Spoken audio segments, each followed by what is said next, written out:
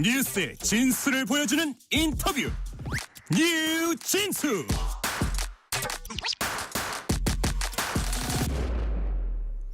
헌재가 윤석열 대통령 탄핵 심판 최종 변론일을 25일로 잡았습니다.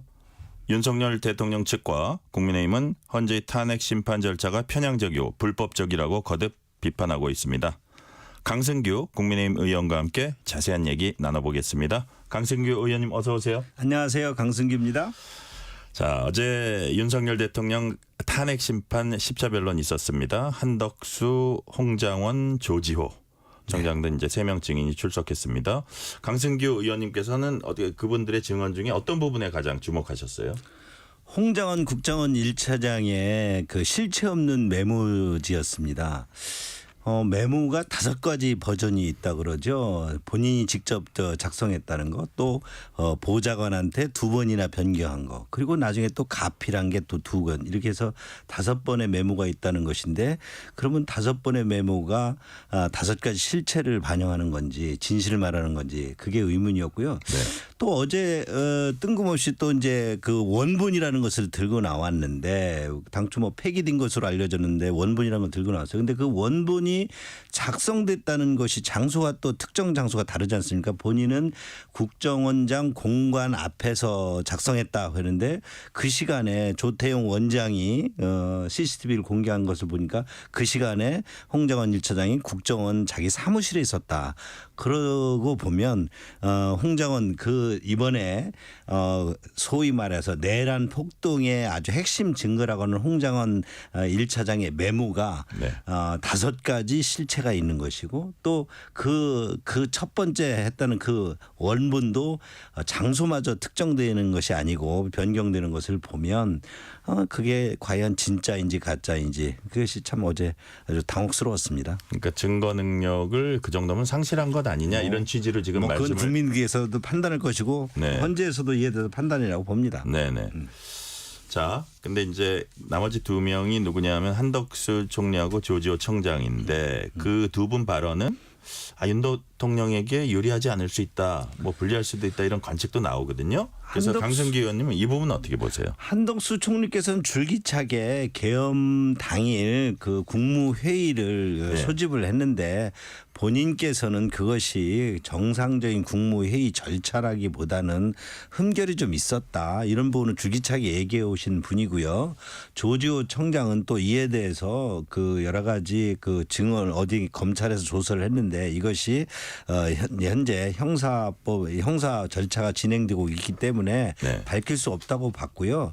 이런 부분 등에 대해서 지금 더 큰 문제는 이런, 그러니까 피의자 또 피소추인이 동의하지 않은 검찰의 조서를 증거 능력으로 증거로 채택하고 있는 현재 지금 형수법을 지금 무시하고 있는 게 문제고요. 네. 조지호 청장 같은 경우도 그 지금 본인이 아주 중병을 앓고 있고, 또 그 당시 조사를 할 때 폐렴까지 있었다는데, 그것을 무리하게 가서 법원까지 거의 무균실에 가서 조사까지 하지 않았답니까? 이런 부분 등에 대해서 지금의 그 내란죄 프레임, 그런 폭동으로 몰아가려는 그 사법당국의, 아니 그 당시 수사당국의 그 무리함을 볼 수 있는 것이고요. 이런 부분 등은 앞으로 형사법 그 재판 과정에서 따져야 될 일인데, 이런 부분 등이 그저 지금 헌재 재판 심리 과정에서 이렇게 제대로 그 후보의 방어권, 피수친의 방어권도 보장되지 않는다는 것에 대해서 국민들이 지금 분노하고 있는 것이죠. 네. 자, 강승규 의원님은 그간 비상계엄의 정당성, 또 탄핵의 부당함, 이렇게 강조해 왔습니다. 그러니까 비상계엄이 나올 때까지의 과정에 충분한 그런 이유가 있었고, 그다음에 그렇기 때문에 윤 대통령에 대한 탄핵이 부당하다, 이렇게 많이 말씀을 해 오셨는데, 그 이유는 뭐라고 말씀하십니까? 저는 비상계엄의 정당성을 주창한 것이 아니라 네네. 대통령의 비상계엄 조치에 대해서 지금 그리고 또 그 이후에 그 이에 대해서 헌법재판소가 이에 우연성이 있느냐 위법성이냐 따지고 있고 네네. 또 형사법적으로도 이것이 내란 폭동이냐 대통령의 통치행위냐라고 따지고 있습니다. 이런 부분이 사법적으로 헌재든 그게 법원에서든 제대로 따져야 되고 이에 대한 조치가 있어야 된다. 그러니까 조치라는 것은 대통령께서도 비상계엄 조치를 정말 친위 쿠데타 성격으로 한 것인지 아니면 야당의 어떤 여러 가지 국헌 문란 행위에 대해서 결국 비상계엄 조치라는 것밖에 없다라고 판단하신 그 원인 등에 대해서도 적절하게 아주 적법하게 과정을 따져야 된다는 것인데 이런 부분이 제대로 지켜지지 않고 있다는 것이고요.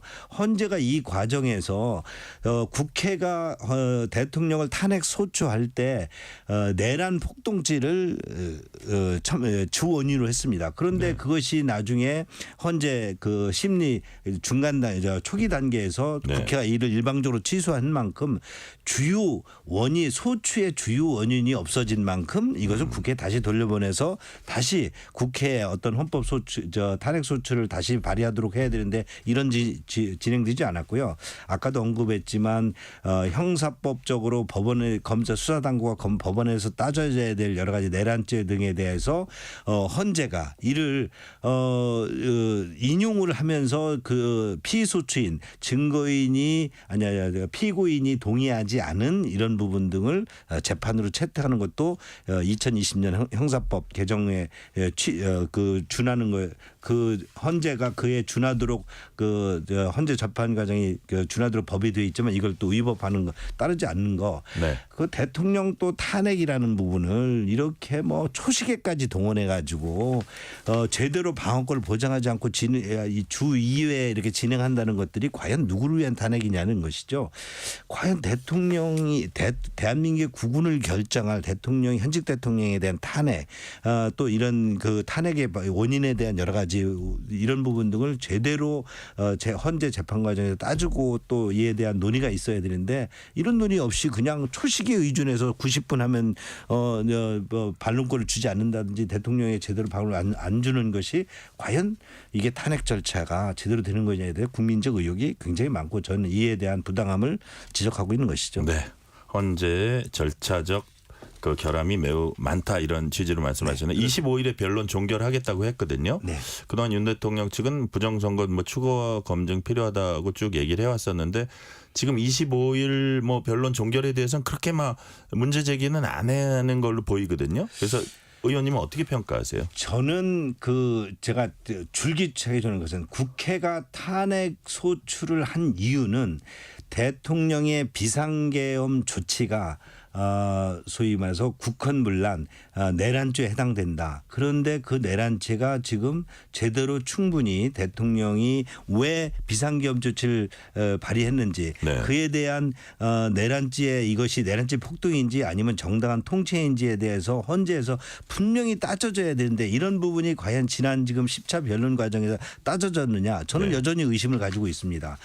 그리고 또 대통령께서는 그 이유 중에 하나로 소위 부정선거에 대한 선관위 부정선거를 제시했는데 저는 네. 부정선거가 있었느냐 안 했느냐에 대한 그에 동의하느냐를 떠나서 그런 문제 제기가 대통령 비상계엄 조치에 있었다면 이에 대해서도 요구했던 여러 가지 그 상황 등을 점검할 필요가 있었는데 이에 대해서도 정해놓고 그게 90일인지 3개월 내에 끝내야 되겠다는 것인지 그게 문영배 재판소장 등 임기 내에 하겠다는 것인지 여러 가지 이유 등으로 그저 탄핵 열차를 달리는 것이 과연 국민 이 탄핵 재판 결과가 나온다면 국민들은 어떤 형태로든 이에 대해서 네. 국론이 분열될 텐데 이런 것을 담아낼 수 있을지 저는 그게 걱정입니다. 네. 탄핵 심판 절차에 대해서 문제점이 많다 이렇게 지적을 해 주셨는데 여기서 잠깐 이제 수사 절차에서과 관련해서 오늘 윤석열 대통령 측이 긴급 기자회견했거든요. 네. 자, 공수처가 중앙지법에서 윤 대통령 영장 기각된 뒤에 서부지법에서 영장을 청구했다 이렇게 밝혔는데 압수수색 영장이라든지 통신 영장이라든지 공수처가 중앙지법을 청구했다고 기각된 영장 4건 확인했다. 이 부분은 어떤 의미가 있다고 보세요? 굉장히 중요한 의미가 있는 것이고요. 사실 공수처의 관할 법원은 서울중앙지법이고 그런 만큼 중앙지법에 각종 다양한 영장을 청구하는 것이 현재 공수처법에 나와 있는 원칙입니다. 네. 근데 갑자기 공수처에서 서부지법의 영장을 청구를 해서 서부지법이 이를 체포영장을 발부합니다. 그것도 2번씩이나 해가지고 발부를 해서 체포를 하게 되는데 그때 당시에 우리 이게 의원이 하나 물었습니다. 네네. 분명히 물었는데요. 우리 누구죠? 의원이요? 아니면 의원이 예. 누구야? 주진우 의원이. 주진우 의원. 법률지원단장. 주진우 의원 생각이 안 날 거예요. 주진우 의원이 물었습니다. 윤 대통령에 대한 영장, 그게 체포영장이든 압수수색영장이든 또는 무슨 통신영장이든 영장을 청구한 적이 있느냐 했더니 공수처에서 없다고 부인을 했습니다. 그래요. 그런데 지금 오늘 7만 쪽의 증거 조서를 검토하다 보니까 4번의 네. 영장이 서울지법과 서울중앙지법과 동부지법에 청구됐다는 거잖아요. 예, 예. 3건은 중앙지법 그리고 또 한 건은 동부지법에 청구돼서 그것이 기각됐고 기각되자 서부지법으로 가서 네. 서부지법에 소위 다들 알려져 있지 않습니까? 우리법 연구회 출신들이 판사들이 드글드글하다는 거 아닙니까? 지금 또 공수처장도 우리법 연구회 출신 아닙니까? 그렇게 해서 영장 쇼핑을 해서 결국 대통령을 체포한 것이 불법이다 하는 것이 지금 저희 당이 주장했는데 그것이 오늘 네. 증거에서 드러난 것이고요. 공수처가 거짓말한 것이 드러난 것이고 결국 이거는 불법 체포 영장을 법을 지키지 않고 관할 지법에 하지 않고 이렇게 소위 말 영장 쇼핑을 통해서 위법을 하는 행위다. 그래서 이거는 지금 윤곽근 변호인당에서도 주장했던 것처럼 네. 공수처장을 고발하겠다 하는 것이고 이거는 또 법의 잣대를 들이대야 될 것이고 결국 윤 대통령의 수사부터 네. 공수처의 수사부터 체포영장 그리고 지금 또 헌재가 우리법 연구위 출신이 8명 중에서 3명이라는 거 아닙니까? 이런 지금 대한민국의 국군이 특정 이념 평양의 법조인 우리법 연구위 그것도 후속 출신들에 의해서 지금 공수처 수사 그다음에 영장 발부 그리고 또 헌법재판소의 판결 과정에서 다 이들에 의해서 주도되고 있다.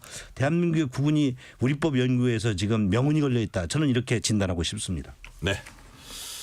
그래서인지 강승규 의원님은 문영배 이게 우리법 연구회와 직접 관련되는 건 아니라 하더라도 강승규 의원님은 문영배 헌법재판소장 권한대행에 대한 탄핵소추안 발의 이제 추진하고 계십니다. 네. 자, 사실 야권이 과반 의석 점한 상태에서 통과가 이제 어려울 거란 전망이 많이 나오는데 그럼에도 불구하고 이 문대행 탄핵 추진한 이유가 뭘까요? 국민들이 지금 바라는 것은 대한민국의 헌법이 법치가 제대로 진행되었으면 좋겠다. 대통령의 비상겹처가 적절한지 여부에 대한 양론이 있습니다. 그리고 또 그 이후에 탄핵 정국에 대해서도 국민들은 굉장히 안타까워하고 걱정하고 있습니다. 그런데 그럼 이것을 조기에 수습하는 길은 법대로 하는 것이지요. 법대로. 법치가 이 속에서도 지켜져야 되고 마지막 우리 대한민국을 구할 수 있는 길은 법치라고 봅니다. 그러나 지금 현재 문영배 재판소장 대행 등 헌법재판소가 그동안 심리를 하는 과정에서 아까도 말씀드렸지만 소위 검찰 조서 피의자가 동의하지 않은 그런 검찰 조서를 증거로 채택하는 부분에 대해서 분명히 형소법에 개정돼 있고 그것을 하지 말라고 피의자 인권을 보호해서 개정을 했는데도 이를 지키지 않는 것 등 여러 가지 문제에 있어서 대통령 탄핵 열차를 무조건 어떤 목표를 향해서 달리는 데만 하고 있다면 이에 대해서 국민이 납득할 수 있느냐, 이에 대해서 그러면 우리 국회가 할 수 있는 일이 뭐냐. 저는 그에 항의 방문도 하고 1인 시위도 해봤습니다만 결국 문영배 재판관도 헌법기관이고 그러면 문영배 헌법재판관도 스스로가 우리 지금 우연적인 활동을 하고 있는지 소위 재판으로서 자격이 있는 건지 저는 우리가 그에 대해서 판단을 받아봐야 된다 그러고 그게 할 수 있는 것이 탄핵 소추를 발의하는 것입니다. 그런데 지금 우리 현 현재 여건으로선 300명의 국회의원 중 3분의 1을 동의를 받아야 되는데 네. 100명이 우리는 지금 국민의힘 108명입니다. 다른 당에서 야당에서 동의해 줄 리도 없고 그래서 100명에 대해서 저희가 이 부분에 대해서 당초 발의를 할 때 과연 지금 좀 말씀하면 소수당으로서 이게 과연 발의를 한다 발의 100명 이상 동의로 발의를 한다도 성공할 수 있느냐 네. 그런 면에서 의문도 있었고 또 이것을 했을 때 또 지도부에서 걱정하는 것처럼 우리 국민의힘 108명의 의원들이 이거를 발의하느냐 안 하느냐 가지고 또 분열될 우려도 있다고 했지만 지금 밖에서 국민들께서 저렇게 탄핵 헌법재판소의 부당함에 대해서 외치고 있는데 우리 국회가 이에 대해서 국민들의 목소리를 반영해야 된다고 본 만큼 결국 의원들 개개인 300명의 국회의원들이 헌법기관인 만큼 의원들에게 의견을 묻자해서 동의를 했는데 네. 예상보다도 훨씬 많이 나왔고요. 아, 그래요? 지금 현재까지 80명이 동의를 해주셨는데 사실은 실제 동의했던 분은 82분이십니다. 그런데 이제 두 분은 또 지도부에 있는 이유 등으로 지도부가 지금 이에 대해서 지도부가 나섰을 때는 여러 가지 또 얘기가 달라진 이거죠? 얘기에 있어서 지금 지도부가 참여하지 않고 있는 만큼 그런 것을 감안해서 두 분이 이제 취소를 하셨고요. 그래서 80분이 지금 동의를 하고 있다. 이것이 지금 국민의힘 내에서도 네. 중요한 어떤 헌재에 대한 인식이다 이렇게 저는 주장합니다. 네. 윤 대통령 탄핵에 반대하는 집회가 각지에서 계속되고 있는데 네. 강성규 의원님은 지난 11일 충남 천안에서 열린 집회에 참석하신 걸로 제가 알고 있습니다. 네. 이번 주말에도 집회 열리나요? 이번에 주말에는 대전에서 열리는 대전이요? 걸로 있습니다. 거기도 가세요? 예. 저는 이번엔 참석을 하지 않고요. 네. 지금 이제 그 집회가 광화문에서 계속 집회가 있어 왔고 지금 네. 세이브 코리아 등 기독교 단체에서 지금 부산 집회를 시작으로 지금 대구 그리고 또 충남 천안 뭐 광주 등에서 올해 이번 주 대전에 합니다. 네.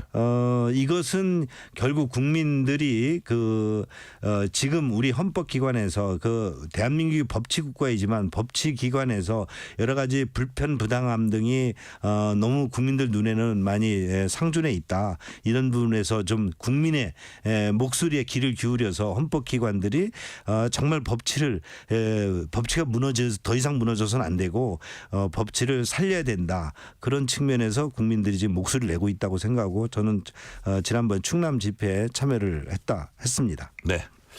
자, 지금은 이제 헌재 판단이 아직 나오지 않고 그 절차 진행 중이기 때문에 조기 대선에 대해서 국민의힘에서 공식적으로 얘기하고 있지는 않습니다. 혹자는 금기어다 이런 얘기도 하는데 그럼에도 불구하고 어쨌든 조기 대선 가능성을 배제할 수는 없기 때문에 그리고 그게 만약에 그런 게 펼쳐질 때 워낙 그 선거운동 기간이 짧기 때문에 그것도 또 이게 마음속이나 이렇게 물밑에서는 대비해야 되는 건 아니냐는 얘기도 있어요. 그 부분은 강승규 의원님 어떻게 보세요?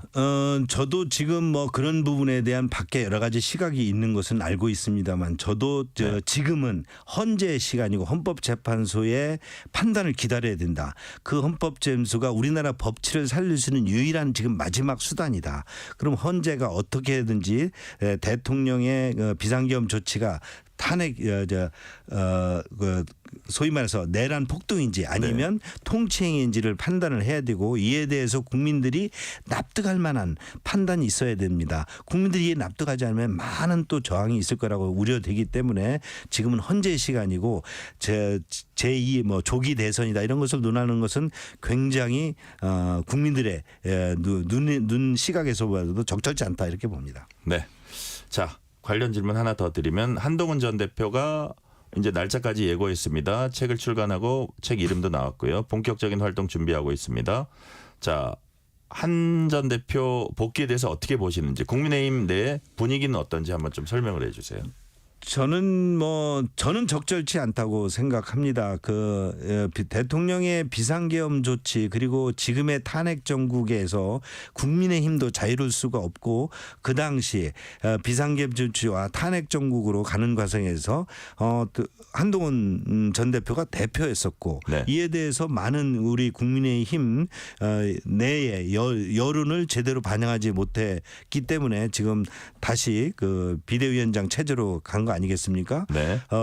헌재 지금 판단도 지금 남아 있고 많은 국민의힘 지지자들이 헌재 지금 탄핵 지금의 탄핵 정국에 대해서 반대 의견을 얘기하지 않고 있습니까? 대통령의 비상계엄 조치에 대해서도 굉장히 수긍한다는 것이 거의 절반에 가까운 수준까지 지금 국민 여론을 보이고 있지 않습니까? 지금은 헌재의 시간인 것 같고요. 네. 한동훈 전 대표가 지금 무슨 뭐 조기 대선이 등판 이런 얘기는 좀 너무 이런 시각이 있는 것 같습니다. 네. 자, 지금 사실 윤석열 대통령 탄핵 심판 절차 지금도 진행 중이고 형사 재판도 곧 본격화되고 국회에서는 내란 혐의 국정조사 특위 이것도 지금 가동되고 있는 이 와중에 민주당 이른바 명태균 특검을 추진하고 있습니다. 이 부분은 어떻게 평가하세요?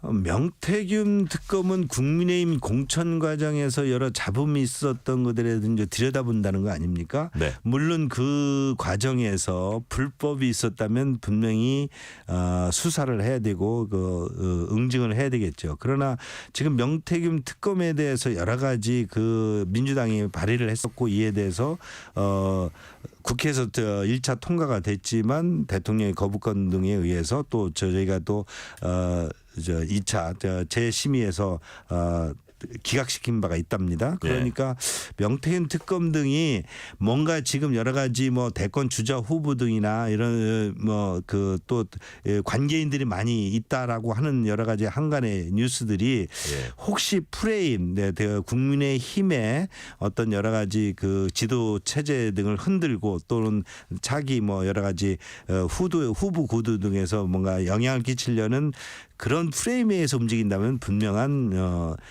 바로잡힘이 있어야 되고요. 네. 가짜 뉴스에 의해서 명태균 특검이 계속 움직이는 것은 적절치 않다. 저는 그렇게 봅니다. 자, 이재명 대표가 중도 보수론을 들고 나왔습니다. 어떻게 평가하세요? 저는 참으로 그 두 얼굴을 또 보는 것 같습니다.